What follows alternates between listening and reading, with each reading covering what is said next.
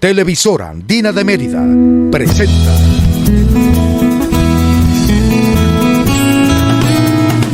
Buenos días. Muy buenos días, queridos amigos. Bienvenidos sean todos ustedes a la televisora Andina de Mérida en el amanecer de este día. Nos encontramos en la Venezuela de antier. Más que un parque, porque yo creo que al señor Alexis no le gusta mucho la idea de que le digan que son parques temáticos. Es un país y es la visión de un país según la arista, según la perspectiva de Alexis Montilla. Nos encontramos en el país de antier, en la Venezuela de antier, de Alexis Montilla. Así como Los Aleros es la visión del pueblo, de los chachopos, desde la arista de los chachopos, desde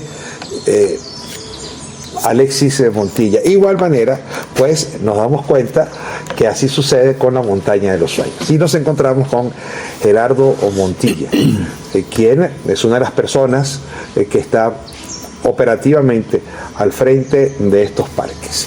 Lalo, qué placer estar contigo nuevamente aquí en Buenos Días por la televisora Andina de Mérida y estar nuevamente en la Venezuela de antier. Ciertamente es respirar otro aire, ¿no? Estar aquí es distinto, es salir del tema de la ciudad, del diarismo y encontrarse en otro espacio. Es que es literalmente viajar en el tiempo. Estamos en los años 30, con todas sus costumbres, con todos sus espacios naturales, con toda su arquitectura, la gastronomía, el vestuario, la historia, los personajes, documentos, todo lo que envolvió esa época, cuando Juan Vicente Gómez gobernaba Venezuela, se encuentra aquí en la Venezuela de antier. Y por eso ese aire diferente, por eso ese escape de la cotidianidad, y es una de las cosas que nosotros procuramos cuidar, esos detalles, que nuestros visitantes, una vez que entren por el umbral, por el portal de la Venezuela de antier, se olviden de su presente, se olviden de su cotidianidad, de su rutina, y vivan una experiencia que le dure para toda la vida. Y destaca, o sea, son los estados, son las costumbres que se logran amalgamar en un gran espacio aquí en el municipio de Campo Elías, porque no es un pequeño espacio, es un gran espacio el que logra reunir todo. En 18 hectáreas aproximadamente están representados el oriente del país con sus estados, la Cueva del Guácharo, la plazoleta en donde el visitante baila el carite o el cebucán, una gallera, que es una tradición del oriente. Luego va a los llanos, luego viajamos hasta el estado Falcón, luego vamos al estado Carabobo, representado por la calle de los Lanceros y el Arco de Triunfo de Carabobo. El estado Miranda con la representación del Diablo Gigante de Yare, y allí pues el visitante puede bailar y conocer la tradición de los diablos danzantes de Yare y de los tambores de Barlovento. Luego vamos a la Plaza de Toros de Maracay, que más adelante se llamaría La Maestranza, en donde el visitante puede, a manera de una corrida bufa, torear un pequeño becerro y disfrutar un rato también y conocer de la historia. Todos estos lugares están cargados de mucha historia y de mucha geografía de Venezuela. Luego vamos a Trujillo, que es justamente donde estamos ahorita, el trapiche de caña, el lugar en donde se cultiva y se muele y se tuesta el café. Luego viajamos hasta el Zulia con el puente sobre la laguna de Sinamaica. No es el lago de Maracaibo todavía, no es el puente sobre el lago, porque en aquel momento, en los años 30, aún no existía. El Saladillo, la Plaza Caracas, cuya retrete estamos escuchando al fondo. El estado Lara, en donde el visitante puede participar de Radio República de Lara, Amazonas, Bolívar, con el homenaje que le hacemos al Salto Ángel. Luego Táchira, Mérida y finalizamos en el Cabaret. En ese recorrido por todo el país se pueden estimar unas 5 o 6 horas más o menos. ¿Cuántos años? 32 exactamente. El 31 de julio de 1991 se inauguró la Venezuela de antier. ¿Se inauguró completo? No, se inauguró con la mitad de lo que tenemos actualmente, tal vez menos. Había el Trapiche, la Casona, 2 casitas de bareque en los llanos, el Castillo, el Saladillo y la Casona. Luego, poco a poco, se le fueron anexando otros estados. El más reciente es Carabobo, que puede tener unos 4 o 5 años más o menos. Y paralelamente a la construcción de nuevos estados, fuimos ofreciendo nuevos servicios. comidas, bebidas, artesanía, traslados, jardines, en fin. Y hoy día la Venezuela de antier, junto con el teleférico, son los dos íconos del turismo merideño. Y además hay estados que están ahí. El estado Yaracuy. El estado Yaracuy, que comenzó siendo un estado más de la Venezuela de antier, en 2010, 2011, luego poco a poco se fue ampliando, fue creciendo, hasta que se convirtió en otro parque, que fue Venezuela de antier, Parque Natural. Este es Venezuela de antier, Parque Histórico. Y digo fue porque funcionamos de 2013 a 2017.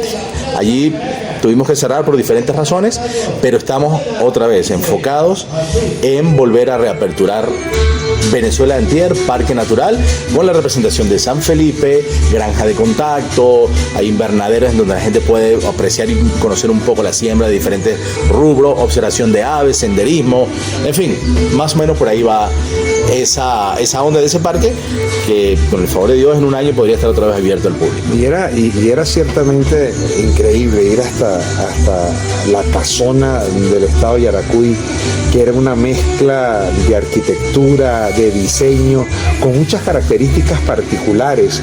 Desde todas las ventanas se veía o se ve, por ejemplo, la Sierra Nevada. Hay una habitación donde entraba el vehículo. Hay espacios tomados de distintas casas icónicas de la ciudad, algunos de Manuel Mujica, otros de Jají, de la casona de Jají, de donde estaba la fonda, era la fonda, el restaurante, era el restaurante que está al lado de la prefectura, sí, al frente de la plaza en Jají.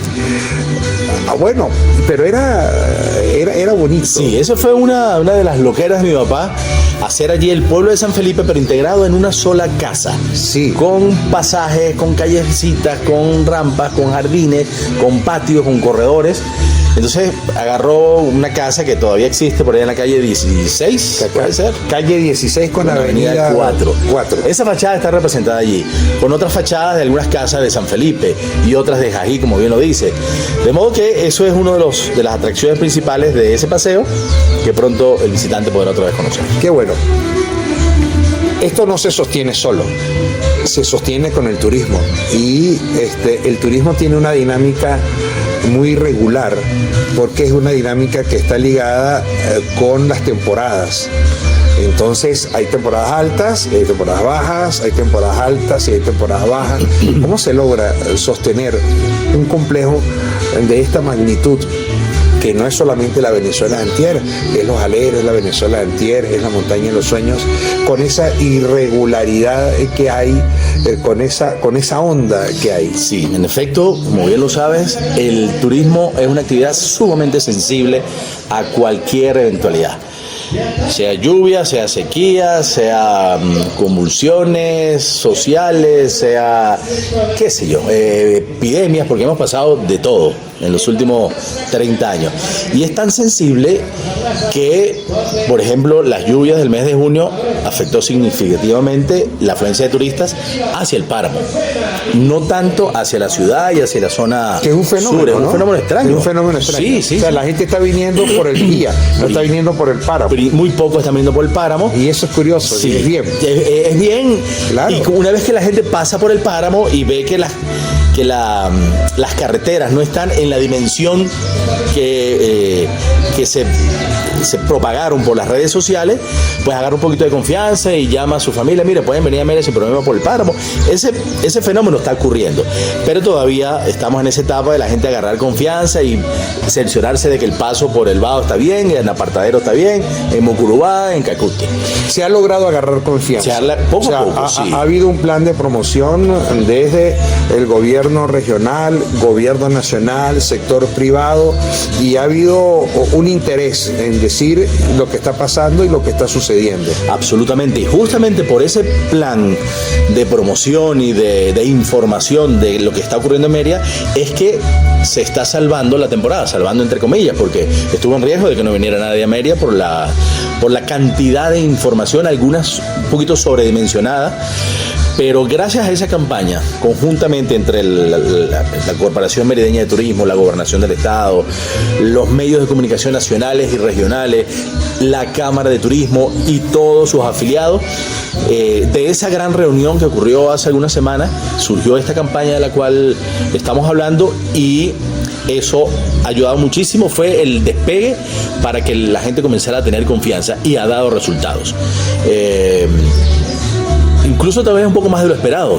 En aquel momento creo que hablamos de un 40%. Claro, el año pasado, decía el presidente de Cormetur en esa reunión, se vio afectada la temporada y por razones políticas, y luego algún tipo de información y contrainformación, y llegó el 41-42%.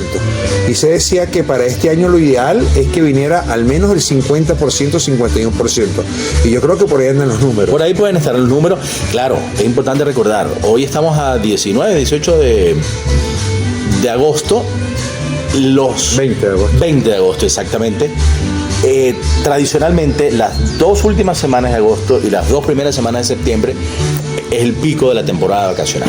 Entonces todavía estamos a tiempo de ir que esos números aumenten correctamente, de que esos números lleguemos al 50%, que es la aspiración de todos. Pero claro, el arranque era lo complejo, porque el que viene y el que la pasó bien va a decir que vino y la pasó bien. Y sobre todo que es seguro venir, que es lo más delicado de todo. Que es seguro venir, o sea, hay algún tipo de dificultad indiscutible en algunos sectores de la vía, sobre todo en la local 1, que es la que comunica a Apartaderos con Barinas, Cardenal Quintero, municipios Rangel, Cardenal Quintero, Bolívar y Marina, pero están las máquinas y se está haciendo un trabajo bien interesante. Sí, lo peor que puede pasar, según lo que me han dicho los visitantes con los que hemos estado hablando, es que tengan que esperar media hora, 40 minutos en algún derrumbe que hay, mientras las máquinas recogen y dan paso. Paso intermitente, primero un canal, después el otro. Pero en general, las vías para ingresar al estado de Mérida, en su mayoría, están aptas para poder venir de manera segura. Y eso se siente. Eso se siente y lo dicen los visitantes. Qué bueno. Es el comentario generalizado. Nos dicen, oye, el paso está bien, no es tanto como lo que vimos en las redes en las últimas semanas. De modo que con responsabilidad y con propiedad podemos decir que en este momento, hoy, es seguro venir a Mérida tomando las debidas precauciones. Qué bueno, estamos con Gerardo Montilla, estamos en la Venezuela de antier, en esta tarde del día 20, estamos grabando en la tarde del día 20, y estamos en el estado Trujillo, forma parte de los Andes, es uno de los estados, bueno, todos son hermosos, pero aquí guarda mucho la jardinería, el aroma de la caña de azúcar es muy sentido. Créanme que es bien sentido. Vamos a los compromisos comerciales y a la vuelta seguimos con más en esta mañana de Buenos Días por la televisora Andina de Mérida. Buenos días.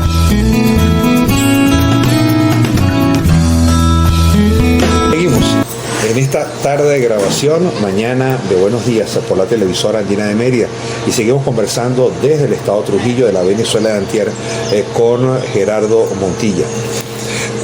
Habíamos señalado en la primera parte lo interesante de estos parques, que, insisto, más que parques, han sido creaciones muy particulares. Yo creo que a Alexis, a veces uno le dice un parque y se le queda uno como mirando, ¿no? No le gusta a uno que es de confianza, pero se le queda uno mirando como que parque. No, yo no hice parque, yo hice un pueblo, yo hice un país. O una loquera, como él dice. Ajá, pero yo no hice un parque. O sea, yo no hice un sitio, sino yo hice un sitio para que la gente se forme. Y todo fue hecho sin ningún plano. Recuerdo que con tantas historias, tantas conversaciones contigo, con todo, pues uno siempre saca, no hay un plano de esta casa, no hay un plano de los aleros, hay una línea. Un dibujo, unos trazos ahí que él hizo en un momento. Y todo eso ha sido esa iniciativa, esa creación. Todo ha sido creación de mi papá. Su método de trabajo ha sido, él se le ocurre una cosa, una idea, una vaina, no sé, cualquier cosa. Busca a un pintor amigo de él, eran 2 o 3, Edgar Ramírez era uno, Miriam Dávila otra, y 2 o 3 por allí. y le cuenta Lo que él pensó. sí, yo quiero hacer esta casa de esta forma, y le llevo una foto. Por favor, pínteme esto en el cuadro. Después que el cuadro está pintado y que mi papá tiene esos cuadros guardados en su casa, aquí en la Venezuela de Antier, él busca un albañil de su confianza, amigo de él. Tiene 3 o 4. José, que ya murió, el señor Olinto, Alexi, Omar, en fin. Todos de aquí de la zona. Bueno, uno de Chihuahua, otro de Santo Domingo. Y le dice, quiero hacer esto. Así se hizo Carabobo, así se hizo San Felipe, así se hizo el Boulevard de la Montaña de los Sueños. Y después que le dice al maestro, al albañil, quiero hacer esto, comienza sin plano. Lo único que tiene plano de todas las construcciones de los parques es la torre, el edificio de la Montaña de los Sueños, porque es una estructura ya grande, 4 o 5 pisos. Y obviamente requería eso por cálculos de ingenieros, de arquitectos y demás. Carro y cosas. Es lo único. Porque y donde el terreno le iba dando una forma, él se iba adaptando a ese terreno. Mi papá jamás quiso tumbar un árbol, jamás quiso mover una piedra, jamás quiso hacer un movimiento de tierra. Se fue adaptando. Cada una de sus obras están adaptadas al terreno que consiguió. Yo recuerdo de las 1000 anécdotas que puedo tener, recuerdo una que a mí se me quedó muy marcada, y es que íbamos algún día para el estado de Yaracuy, estaba en construcción creo, y hay una loma, y dice Alexis para el carro, era un Jeep Willys, color verde oscuro, de la Segunda Guerra Mundial, y dice, mire Lalo, de aquí para allá vamos a hacer la calle de Santa Polonia. Recuerda que la calle Santa Polonia termina arriba con una plaza. Y entonces yo dije, caramba, ¿y eso cómo se come? Y no, pues, dijo Lalo, algún día tendré que hacerlo. Nos pone a pegar carreras. Nos pone a pegar carreras para hacer la calle Santa Polonia. Y así se ha hecho todo. Sí, así ha sido todo. Ese proyectico todavía mi papá lo tiene en mente, no se ha materializado. En algún momento quiso hacerlo en Margarita, con alguien que se le acercó y le empezó como a proponer hacer algo allá, y mi papá le planteó, bueno, aquí en este terreno se puede hacer esta idea que tengo. Pero finalmente no se concretó. Y esa es una de las cosas que está por ahí pendiente, junto con lo que le dijo hoy el oso frontino. ¿Cuál es la interacción del turista con el parque? La interacción con la historia, la interacción con la Venezuela de Antier. Es instantánea. Además se ha ido pasando de generación en generación. Para nosotros es muy gratificante hablar y entablar conversación con nuestros visitantes que dice, mi papá me trajo cuando yo era un niño, ahora yo estoy trayendo a mi hijo.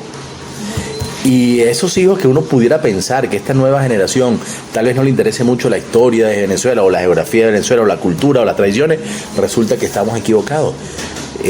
Un buen porcentaje de esos jóvenes, digo yo, entre 8 y 15 años, se interesan por cada uno de los detalles. Y una cosa curiosa que a mí me emociona mucho cada vez que la comento, esos niños quieren conocer al creador de todo esto, quieren hablar con mi papá y conocerlo, y se emocionan cuando lo ven, cosa que uno pudiera pensar que la tecnología ha absorbido de tal manera a esa generación que no le interesaría, pero resulta que sí. Y eso mismo ocurre aquí en la Venezuela, en Los Aleros y en la Montaña de los Sueños, porque de alguna forma estos 3 parques, más que entretenimiento, o además de entretenimiento, lo que pretendemos mostrar es un poco de historia, un poco de cultura, un poco de geografía de Venezuela, un poco de nuestras tradiciones, rescatar y difundir nuestras tradiciones. Ese es el objetivo de estos 3 parques. Y ha sido el trabajo permanente de muchísimos años, porque 32 años tiene de haberse construido, pero se está construyendo. 32 años tiene de haberse abierto, pero es que antes de esos 32 años hubo colecciones, hubo búsquedas, hubo recopilaciones, investigaciones. O sea, no fue pum, se abrió. No, y estos parques no han terminado de construirse y no terminarán nunca de construirse. Esto lo comenzó mi papá conmigo y con mis hermanos y con mi mamá. Yo tendría 15 años en Los Aleros. Luego se fueron uniendo mis otros hermanos que fueron creciendo. Luego los 4 hermanos del segundo matrimonio de mi papá, que son los que están en este momento llevando la rienda junto con nosotros, pero ya en otras áreas que hace 20 o 30 años cuando arrancamos no existían. Mercadeo, la misma administración y tantas otras cosas. Pero también viene mi hija y la hija de mi hermana, o sea, una tercera generación. Y más atrás vendrá mi nieto. Entonces, en la medida en que sigamos este ritmo de trabajo que nos ha inculcado mi papá a todos, y no nos obligó nunca, todos nos contagiamos, tal vez por su aura, por su energía. Cada quien hizo lo suyo, cada quien hizo su vida, y los que estamos aquí es porque creemos en esto y queremos seguirlo haciendo. Y así será, y esa es la manera de darle continuidad y permanencia a estos parques. ¿Ha impactado, ha transversalizado el turismo en Mérida, en Venezuela, las obras, las creaciones de Alexis Montilla? Definitivamente. Sí, las ha transversalizado. Claro, absolutamente. O sea, podemos decir Mérida antes de los parques y después de los duda parques. Alguna. Como Mérida antes del teleférico y Tal después cual, del teleférico. tal cual. El teleférico abrió en el 58, pudo haber sido. El teleférico abrió en el 59-60. 59-60. Sí. 3 o 4 años después de haber abierto el teleférico, Mérida tenía todavía carreteras de tierra. La carretera del páramo era de tierra. Y mi papá, en el año 64-65, abrió el restaurante El Caney. Restaurante turístico El Caney, todavía se sigue llamando así. Turístico cuando Mérida tendría 4 o 5 años, estaba en pañales realmente, porque para acá no venía nadie. Esa carretera era de tierra. Era de tierra, cuando mi papá hizo El Caney. Y se logra asfaltar por una petición de Ciro Febres Cordero, que necesitaba sacar la producción de truchas de moconoque para el centro del país, y le pide a Rómulo Betancourt que le envía al ministro del Moral. Qué bárbaro. Y le pide al ministro del Moral, Juan Pedro del Moral, le pide que le asfalte. Perdón, Juan Pedro del Moral era el ingeniero, no era el ministro. El ministro era este que fue después de la CBG. Le pide y envían al ingeniero del Moral, y hace un acuerdo verbal con Ciro Febres Cordero, y Ciro Febres Cordero coloca toda su maquinaria para hacer el asfaltado de la Trasandina. Imagínense, esa no la sabía. Para hacer el asfaltado de la Trasandina, que recientemente cumplió 100 años. Exactamente. El 24 de julio, dicen los historiadores, cumplió 100 años de haberse inaugurado, no comenzó a construir. Exacto. Se comenzó a construir 15 años antes, también dicen los historiadores. Entonces, y el que surtió el asfalto fue un señor que logró aglomerar a los camioneros, que se llamaba Mario Peña. La broma. Eso lo cuenta, si no recuerdo mal, las memorias de Rigoberto Enrique. Imagínate. Y es bien interesante porque en ese momento el restaurante turístico El Caney, volviendo al tema de Alexis, era el que le daba abierto a las 24 horas. Correcto. En primer lugar. De las 3 de la mañana, sí, exactamente. Prácticamente. Sí. Y pasaba era un camión al día en la madrugada. Seguramente. Y él le daba el café y la arepa. Seguramente llevaba asfalto ese camión de algún lado, probablemente. En fin. Pero sí, las arepas las hacía su Minona abuela. Ninfa, ¿cómo no? Que son las mejores arepas que aún existen, las del Caney. Sí, las arepas de trigo. Y la de maíz pelado. La de maíz pelado, sí. Más que la de trigo. Y en el año 84, cuando abre Los Saleros, en ese momento el atractivo de Mérida era el teleférico, el Parque Chorros de Milla, el Jardín Acuario, el Parque Beethoven. Que también se inauguró por esos días. Por esos días, correcto.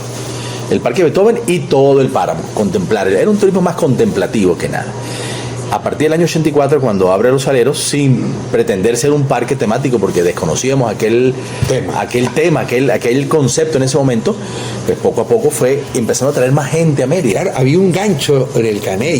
Claro. Había un gancho que era pesque su trucha. Y se la come. Que todavía existe ese gancho. O sea, usted pescaba su trucha, la sacaba y se la que usted veía, la medía casi, y era la que le iban a servir en el plato frito. Y todavía sigue. Ese restaurante lo tiene mi tío Alíquido con su hija y está hermoso. Ayer estuvimos allá comiendo. Muy rico. Sí, se come delicioso. Y en el año 91, volviendo al tema de qué manera ha impactado los transversalizado la economía del Estado. Recuerda que en el año 91, en julio del 91, se inauguró la Venezuela Antier. Y creo que en noviembre de ese año fue el accidente del teleférico. Y Mérida quedó sin el atractivo del teleférico. De no haber sido por los aleros y la Venezuela Antier, tal vez el turismo en Mérida en ese momento pues hubiese venido y todos abajo. Los turistas los absorbían los parques. Exactamente. Y así estuvimos por unos cuantos años. Desde el 91 hasta, pudo haber sido que en el 98 que se volvió a abrir, no recuerdo. ¿Esos tiempos no volverán? No, tal vez sí. Quizás. Tal vez vuelva, sí. Hemos tenido unos años picos importantísimos, que fue el año 94, el 2007 y el 2015 fueron unos años históricamente los mejores en los tres parques. Y esperamos que eso vuelva a ocurrir. Veníamos bien hasta el desbordamiento del río. Ahora, el COVID impacta mucho. Sí. O sea, una de las actividades económicas que más impactó en el mundo del COVID fue el turismo. Sí. Precisamente. Absolutamente. Creo que fue, o si no fue la que más impactó, fue una de las que más impactó. Los números de la Organización Mundial del Turismo son bárbaros sobre el impacto del COVID en materia turística. Y en el caso nuestro, en el caso regional, se sintió con muchísima fuerza. Mucho. Bueno, en todo el mundo realmente, y aquí en Mérida aún más, porque ya veníamos, antes de la pandemia, ya teníamos la situación con la escasez de gasolina, y eso empezó a mermar el turismo al punto que, pues, no solo los parques, sino toda la actividad turística en el estado empezó a verse afectada de una manera importantísima. Y cuando más o menos se estaba aclarando el panorama, llegó el tema del COVID, y ahí sí estuvimos. Había como un renacer, un poquito. Había como que un punto de inflexión y tal, y de repente se corta. Se acabó todo. Es Gerardo Montilla. Estamos en la Venezuela de antier, en esta mañana de Buenos Días por la televisora Andina de Mérida. Compromisos comerciales en la vuelta, parte final de esta interesante conversación. Buenos días.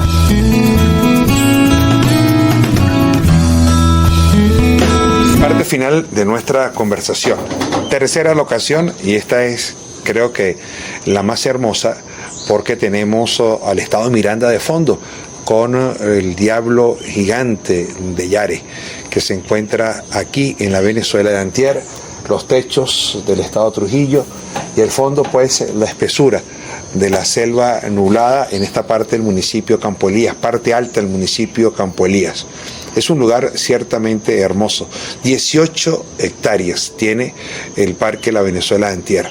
Hablamos en el segmento anterior cómo ha transversalizado los parques a la actividad turística tanto en Mérida como en Venezuela. Y hay un dato que es bien importante. En 1991 se produjo un accidente en el sistema teleférico de Mérida y Mérida se queda sin teleférico. Y cuando Mérida se queda sin teleférico, habitualmente, pues hay quienes señalan, ¿y qué se va a ir a ver a Mérida?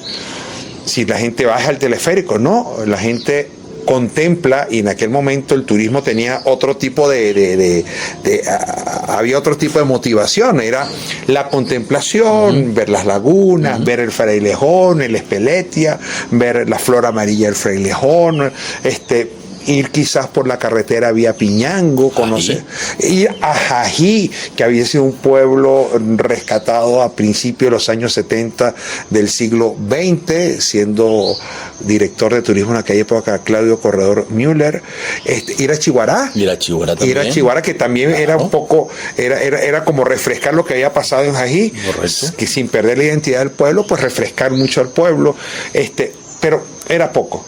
Sin embargo, la construcción, la hechura de Los Aleros, un pueblo de los años 20, un pueblo andino, hacer la Venezuela de antier, un país de los años 30, que combina lo histórico con el entretenimiento y logra amalgamar eso con la emoción del visitante, pues generó una atracción, generó un polo de desarrollo, de trabajo, de actividad, de generación de empleo, porque esa es una arista que usted no puede dejar de lado, y de generación de empleo local. Aquí trabajan los que viven alrededor de la Venezuela, en la montaña trabajan los que viven en Chiguará y en los alrededores hasta el llano del Anís, y lo propio pasa allá con Cacute y pasa con Los Aleros. De manera que sí hay una transversalización importante de la actividad turística por parte de las creaciones, de las loqueras de Alexis Montilla. Definitivamente, y además de la generación de empleo directo e indirecto, hay algo muy importante que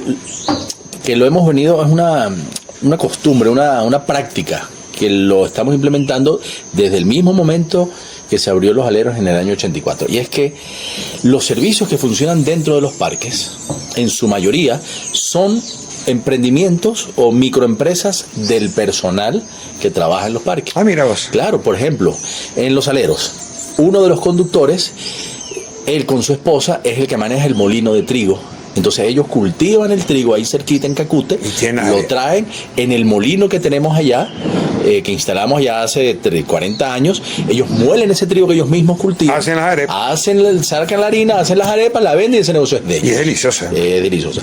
Y así como ellos, el 80% de los servicios que hay dentro de los parques pertenecen al personal. Qué bueno, de A manera... los antiguos, a los fundadores principalmente. Claro, de manera que también hay una oportunidad de crecimiento para quienes, junto a ustedes, han formado parte, no de una aventura, de una historia. De una historia que es esta tan hermosa. Sí, y quienes se lo han ganado a punta de mérito y de constancia y de compromiso y de vocación de servicio. Y ellos son los que, entonces, además de ir a trabajar por su compromiso, por su responsabilidad, tienen adicional la motivación de que en la medida que hayan visitantes ellos van a vender un poquito más de arepa, de jugo, de tisana, de chicha. Decías en el segmento anterior que comenzó Alexis, y Alexis comenzó con el caney y después comenzó con el pilón y siguió con una serie de emprendimientos que fue desarrollando. Nunca se quedó quieto Alexis a lo largo de su vida. Los tejados chachopo. Nunca se quedó quieto Alexis a lo largo de su vida. O sea, nunca se quedó quieto. Siempre fue una tras de otra. Los actos culturales al principio, en Tabay, en Mucurubá, en Mérida, en Mucuchíe, siempre hubo alguna actividad. Pero esas actividades luego pasaron de manera progresiva a manos de sus hijos mayores, Lalo, Leo, Lilo, etcétera, y luego pasaron a manos de sus hijos y se fueron ocupando de otras cosas. Eso me llamó mucho la atención, porque alguien pudiera pensar, bueno, pero son parques viejos, son parques de carros de los años 20, de carros de los años 30, es buscar tejas viejas, es buscar un alambique viejo. No, estos son parques de la modernidad, parques de tecnología, parques de sonidos. Los espectáculos musicales de la Múcura en la montaña de los sueños es con la mayor tecnología. Entonces se ha logrado unir lo melancólico, todo tiempo pasado fue mejor, con el presente, y el futuro será muchas de estas cosas manejadas por inteligencia artificial. Es que ya está llegando la inteligencia artificial a los parques, y eso es uno de los aportes de la nueva generación, que son mis 4 hermanos del segundo matrimonio de mi papá, que son los que vienen junto con nosotros empujando estos 3 trenes con otra visión, con otras ideas, con otros aportes. Por ejemplo, en la Montaña de los Sueños, que es un parque cinematográfico que tiene un poquito más de tecnología que los Saleros y la Venezuela Antier, porque hay mucho video, audio, iluminación, shows. Hay un lugar que se llama el Black Maria, que es la réplica a tamaño tamaño natural, la única que existe en el mundo, del primer estudio de cine que lo construyó Thomas Alva Edison. Actualmente estamos trabajando, y creo que en un par de meses puede estar listo, tal vez antes, en una especie de animación por inteligencia artificial, en donde Thomas Alva Edison es quien le da la bienvenida a los turistas, a los visitantes, y le echa el cuento de cómo construyó el Black Maria con inteligencia artificial, con un guión que ya está escrito. Entonces ya no es el personal nuestro el que va a dar esa explicación, y en algún momento será un holograma. En algún momento será un holograma, que lo estamos pensando para hacerlo aquí con el general Juan Vicente Gómez. Con el general que trabajaba aquí. El general que trabajaba aquí, José Aldana. Imagínense ustedes el poeta cantando en un holograma en el cabaret. Imagínense, por favor. Entonces, para allá vamos. Y eso es parte de del enfoque que tenemos en el mediano plazo. ¿Eso se planifica, Lalo? Oye, la mayoría de las cosas salen de una conversación en una banquita ahí, hablando con mis hermanos, mis hermanas, mi papá. Los visitantes y los compañeros de trabajo aportan mucho. Oye, ¿sabe que le escuché a un turista decir que aquí haría falta tal cosa? No está bien esto. Entonces se le da la vuelta y tal, y se aplica. Y como eso, han surgido muchas de las propuestas que tenemos aquí en los parques, de sugerencias tanto del propio personal, del equipo de trabajo, como de los visitantes. y eso permite que no sean proyectos muertos, ¿no? O sea, los museos no son obras colgadas, los museos son cosas vivas, y esto no es un parque museo, es un parque vivo, y es un parque que crece, es un parque que interactúa, es un parque que lo atrapa al visitante y lo hace partícipe de esa historia. Y que se nutre todos los días, que crece, que se alimenta todos los días de sugerencias y de ideas de un montón de gente, no solo nosotros. A mí me da risa con nuestras juntas directivas, entre comillas, sentados en la banquita esa, tomando té, echando cuentos y mira, ayer pasó esto con una gente en tal parte, ¿qué tal si hacemos esto? Epa, sí, y se implementa sin mayor burocracia. ¿La operatividad es muy compleja o no es tan compleja porque cada quien responde por su espacio? Oye, tiene su grado de complejidad, pero la experiencia ya de más de 40 años y la motivación que hay y el equipo de trabajo que nos acompaña hace que esa complejidad fluya y se materialice de inmediato. De manera que es manejable. Es absolutamente manejable. Y hay una línea también que es la calidad. La calidad, o sea, de la si usted tiene que brindar un producto de calidad, como los que acabamos de probar en el estado de Trujillo, pero adicionalmente a eso, la atención del andino, la entrega del hombre y la mujer de los Andes. Eso es fundamental para nosotros. Siempre se ha dicho, y un colega suyo, Eduardo Rodríguez, lo dice con mucha frecuencia, que lo mejor de Mérida es el merideño. Nosotros podemos transportar esa frase para decir que lo mejor de los parques es el equipo de trabajo que tenemos, porque procuramos integrar al staff de trabajo de estos parques, no tanto por la habilidad o por lo profesional que pueda hacer, sino por la persona. Primero la persona, después el oficio y la profesión, porque el oficio de guiar a alguien o de tomar una fotografía se puede enseñar, pero la formación que ha debido recibir en su casa, eso ya no se lo podemos a nosotros. Entonces buscamos tener gente que valga por su formación, por sus valores, y luego a ellos le enseñamos a hacer lo que tengan que hacer. ¿Qué mejorarías de tus parques? Qué gran pregunta, qué gran pregunta. ¿Qué mejoraría de tus parques? En este momento los parques no tienen su mejor cara, no tienen el esplendor que tuvimos antes de la pandemia. Ha sido la pandemia afectó mucho. Muchísimo. Sobre todo el mantenimiento de áreas verdes, infraestructura como el Diablo de Yare, que vemos que se está pintando, se deteriora con mucha facilidad. Y con el flujo de visitantes que hemos tenido en los últimos años, pues no ha sido posible mantenerlo siempre así. Mejoraríamos la apariencia de ciertas áreas, sobre todo en la Venezuela anterior, que es la más grande que... Son 18 hectáreas que hay que mantener y cortar la grama. Y lloviendo todos los días, ¿no? Y entonces hay una filtración en un lado. Afortunadamente en los saleros, Paca, no es tan complejo eso, porque primero las casas de tapia no tienen tuberías internas que causen humedad, por ejemplo. Las tejas viejas, no sé de qué manera, protegen las casas. Las ovejas hacen su trabajo de mantener la grama, pero entonces es un poco más fácil allá. Pero aquí la Venezuela entera y la montaña... Las ovejas que se pierden una vez cada cuánto, una se pierde todos los primeros de mayo, se pierde. Lalo, ¿cuál fue la historia del último peluquero que peluqueó? Oye, yo quedé... Pero, ¿tú sabías que te estaban grabando? No, o sea, yo sabía que me estaba grabando, pero era un chiste interno entre mi amigo el que estaba grabando y su tío, que fue el que le echamos la broma. Quedó ahí, y después que lo grabamos para nosotros reírnos de la grabación, pues mi amigo decide mandarle eso al hijo del señor al que le echamos la broma. No puede ser esto. Entonces se lo mandó a alguien, después a alguien, a los pero fue 15 días esa broma era viral, ¿eh? Viral en todo el planeta. Y te escribió todo el mundo. Todo. Pero ese es un chiste viejo de aquí de los merideños. Claro. El chiste es que en Ejido vi un señor que afeitaba oliva. Así es. Ese es el chiste original. Entonces lo adaptamos con las dos sillas de barbero que hay. Y se sentó y afeitó a dos olivas. Claro, un extranjero no entiende ese chiste, porque no sabe el valor de la moneda. Tal vez un niño tampoco lo comprenda mucho, pero nos decía... Igual que la maestra en Los Saleros. La maestra Merenciana Araujo. Merenciana. Qué locura. Ese es uno de los nuevos atractivos que tenemos en Los Aleros. Es bárbaro, para quien no haya ido. Bárbaro, es increíble. Además enseña.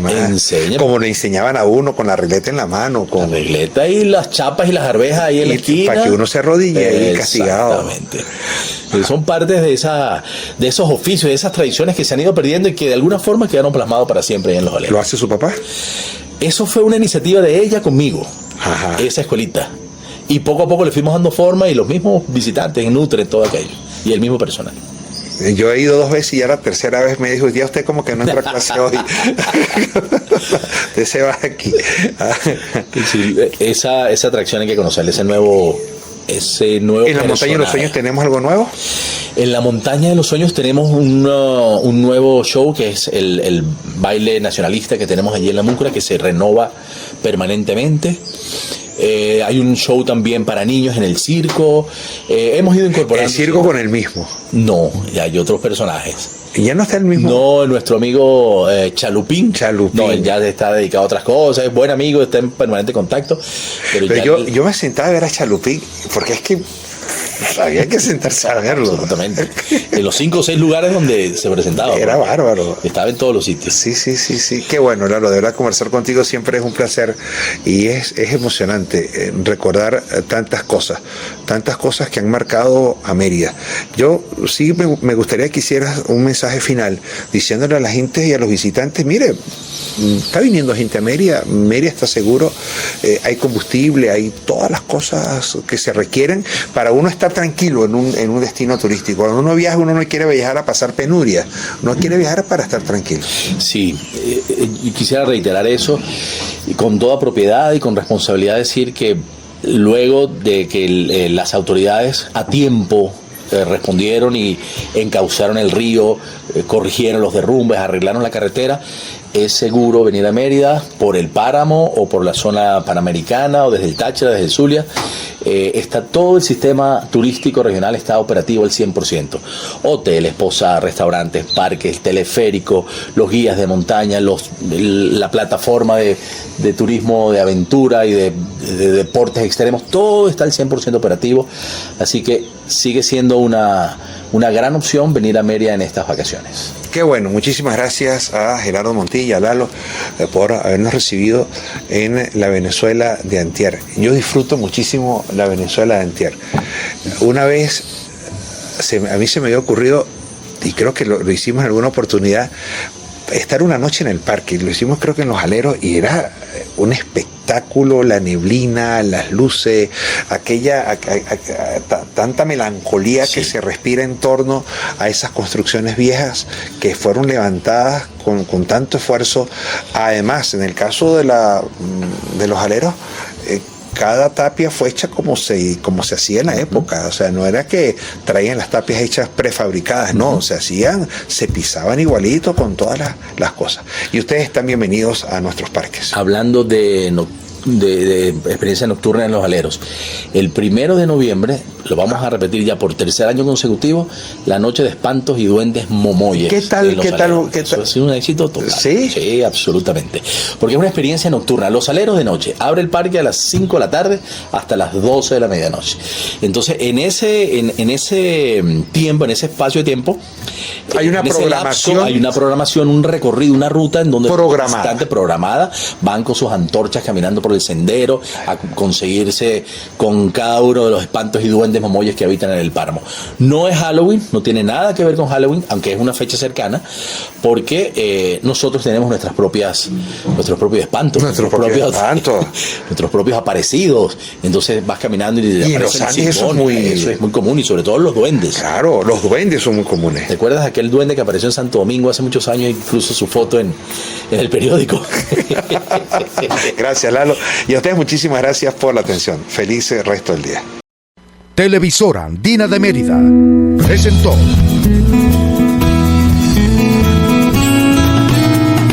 Buenos Días.